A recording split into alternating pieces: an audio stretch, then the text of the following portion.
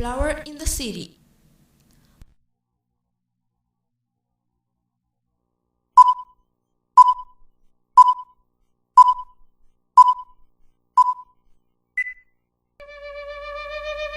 I don't know if I tell my story.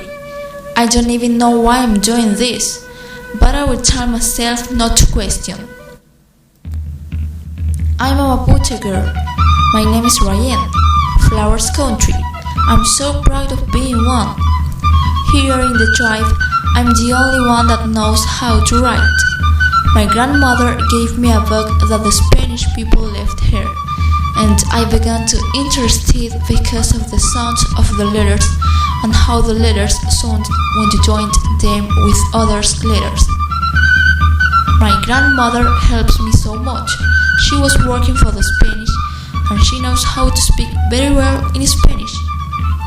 On the other hand, my grandfather tells me to leave these silly things aside and to better learn more Mapudungun, which I need, and my grandmother always defends me.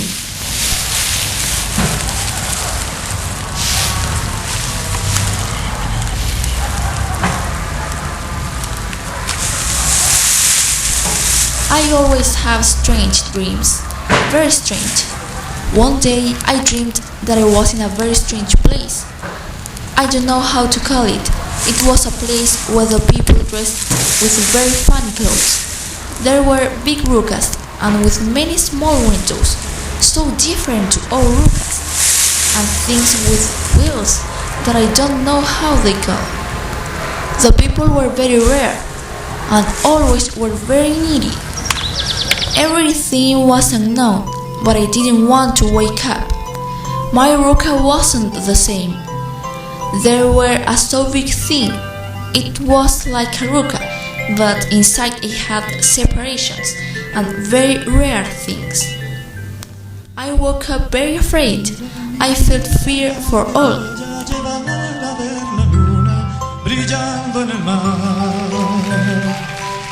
Hacia el cielo yo olvidé ese lánguido temor que fue permanente emoción. Ay, fue permanente emoción. Para la hija de un hombre con ojos de cristal y papel sellado en la piel.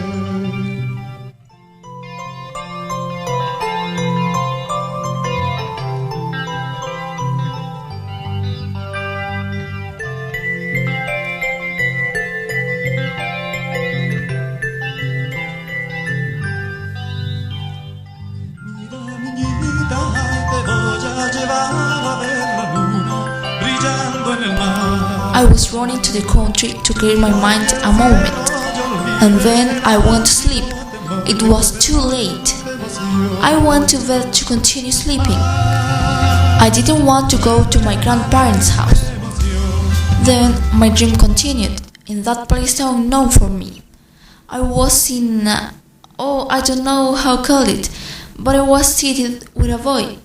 He looks at me and tells me, "Hi." I looked at him and I began to remember all the things that the book had, of all the things that I had learned with my grandmother. And I answered, "Hi," shyly. Then he asked my name and I did the same. He was called Emilio. The first thing that he did was to look how I dressed.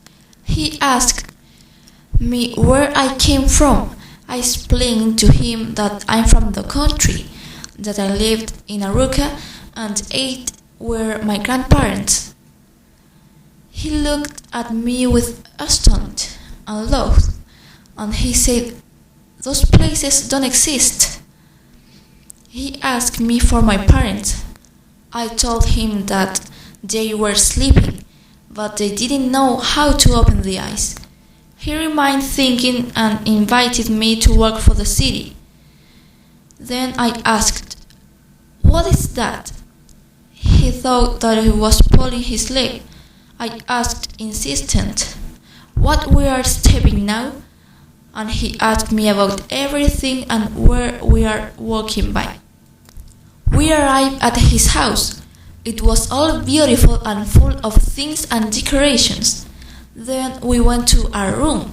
They called this way to the separations of a wall to another. There was a device called computer. Emilia began to surf in it. I found it very odd, and I told him that where was the water? You are a funny girl, said Emilia. Then I suppose that they said surf to be looking at that device.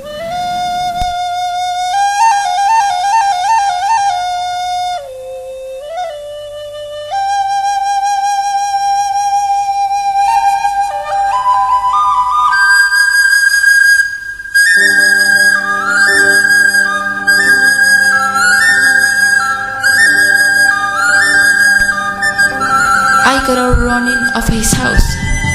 I walked all the afternoon by the city. I felt my head confused, afraid. My heart beat fast. And I was running to the place where I met with Emilia. I thought for a long while. The people looked at me like saying, "Where is her Kate?" They stared at me from foot to head and they felt sorry for me.